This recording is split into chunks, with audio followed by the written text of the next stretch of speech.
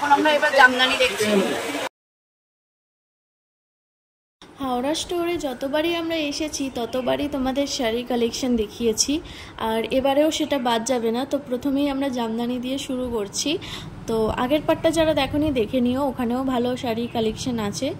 তো এই জামদানিগুলো বেশ ইউনিক টাইপের আর নিউ কালেকশন। আমি এরকম টাইপের জামদানি এর আগে দেখিনি, তো বেশ ভালোও লাগছিল। আর তারপরে এই যে পিসটা তোমরা এখন দেখতে পাচ্ছ শাড়ির, এটা তো আমার অসম্ভব সুন্দর লেগেছে, মানে দারুণ, মানে কোনো কথা হবে না, জাস্ট এক কথায় দুর্দান্ত।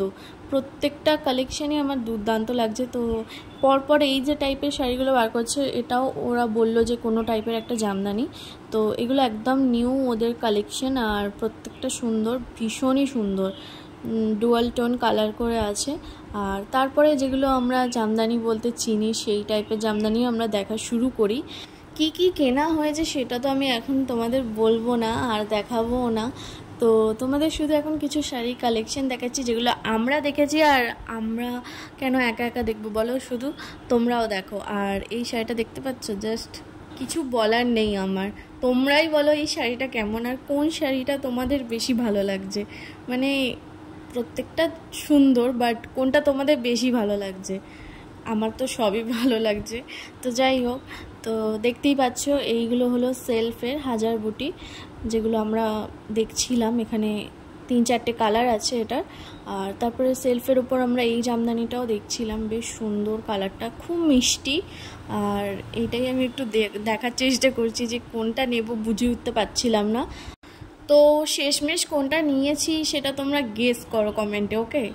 তো এত সুন্দর সুন্দর জামদানি দেখার পর আমরা চলে এসেছি পিওর সিল্কের কাউন্টারে। আর এখানে মা পিওর সিল্ক দেখছে, কারণ মা পিওর সিল্ক খুব ভালোবাসে, বলতে মায়ের পরে খুব আরাম লাগে। তো সেই জন্য মা প্রত্যেক বছর চেষ্টা করে অন্তত একটা করে পিওর সিল্ক নেবার। তো দেখতে পাচ্ছ মুখের হাসিটা। যাই হোক, তো তোমরা এখানে গেস করতে পারো যে কোনটা মা নিয়েছে। আর তোমাদের এই শাড়ি কালেকশন দেখতে কেমন লাগছে আমাকেও জানিও কমেন্টে, তো জানলে খুশি হব। তো যাই হোক, sari collection it's all over. অল্প স্বল্প একটু দেখিয়ে দিচ্ছি যেগুলো এখানে ছিল রাখা। তো এবারে আমরা যাচ্ছি হলো বেডশিট দেখতে, যেটা খুবই ইম্পর্ট্যান্ট। আমরা প্রত্যেক বছরই একবার করেই অন্তত বেডশিট নিই, আর সেটা হলো পুজোর সময়। তো দেখতেই পাচ্ছ, আর এখানে বেডশিট দেখা হচ্ছে, বেশ অনেকগুলোই দেখা হয়। তারপরে এই হালকা টাইপের কালারটা বেশ ভালো লাগছিল। তারপরে মা হালকা কালার অলওয়েজ নিতে চায় না, তো এই গ্রিন কালারটা হয়তো নেওয়া যেতে পারে। তো তারপর বাবা এদিকে একটু লুঙ্গি গামছা এইসবই দেখছে।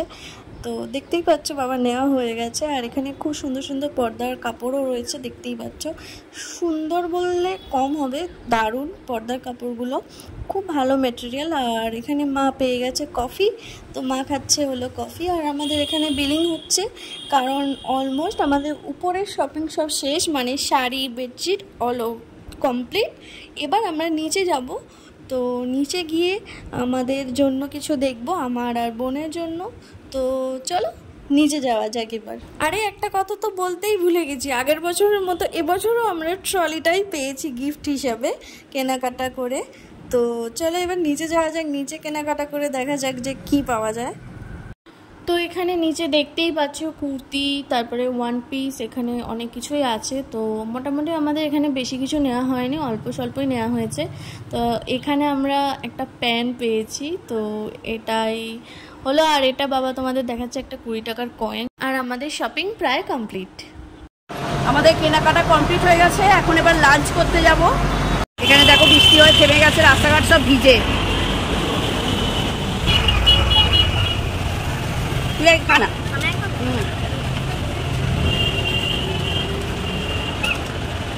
এবার আমাকে দেখি।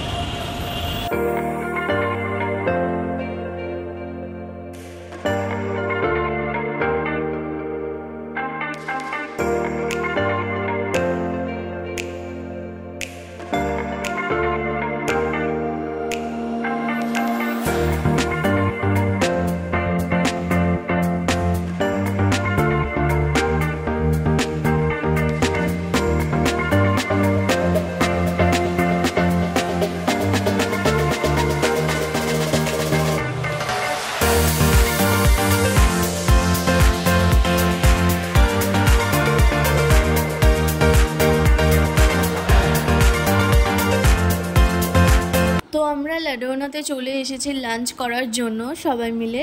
আর অল্প করে তোমাদের এখানে মেনুটাও দেখিয়ে দিলাম। আর বাইরে খুব হাওয়া দিচ্ছে আর বৃষ্টিও শুরু হয়ে গেছে।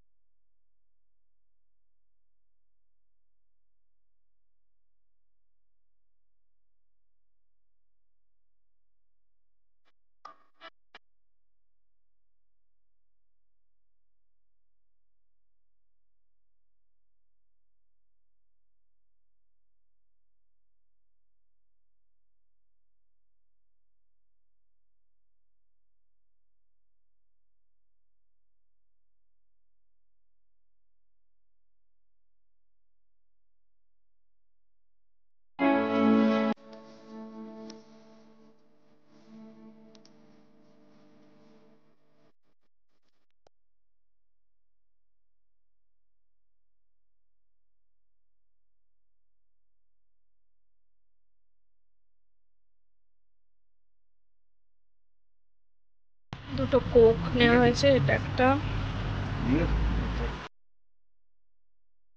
এখানেও বৃষ্টি হয়ে থেমে গেছে। আমরা যখন খাচ্ছিলাম তখন বৃষ্টি হচ্ছিল, এখন থেমে গেছে। দেখো চারদিকে জল হয়ে আছে। এখন খাওয়া হয়ে গেছে, এখন সোজা বাড়ি।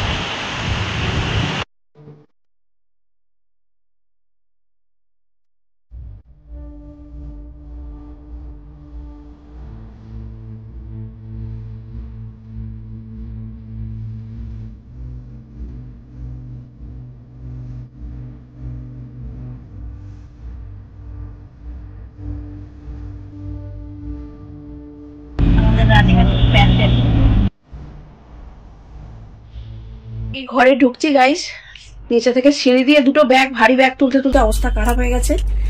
ঘামে পুরো ভর্তি, কথা বলবার ক্ষমতা নেই। একটু ফ্রেশ হয়ে রেস্ট নিয়ে আবার তোমাদের সামনে আসবো। এটা হলো বোনের বার্থডে স্পেশাল ডিনার। তো গাইস, আমাদের এখন ডিনার হয়ে গেছে।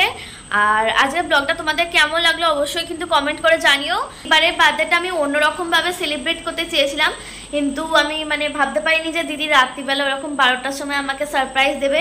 তো আমার ভীষণ ভালো লেগেছে। তো আজকের দিনটা আমি অনেক এনজয় করে কাটিয়েছি। তো কাল হলো 14ই সেপ্টেম্বর, তো কালকে হলো মায়ের বার্থডে। তো কালকে সকাল থেকে আবার একটা ফ্রেশ নিউ ব্লগ স্টার্ট করবো। ভালো লাগলে লাইক, কমেন্ট, শেয়ার, সাবস্ক্রাইব। তো দেখা হচ্ছে নেক্সট ভিডিওতে। ততক্ষণ গুড নাইট, টাটা।